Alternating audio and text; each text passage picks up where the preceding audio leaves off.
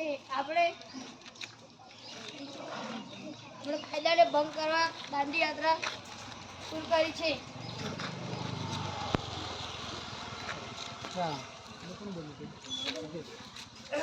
आज 12 मार्च થી 5 એપ્રિલ સુધી આપણે દાંડી યાત્રામાં જવાનું છે।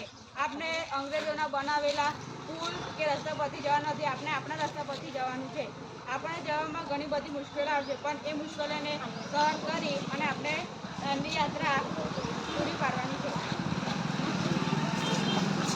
આપણે બધા જાણીએ છીએ કે અંગ્રેજ સરકારે મીઠાનો ભાવ સોના જેટલો વધાર્યો છે।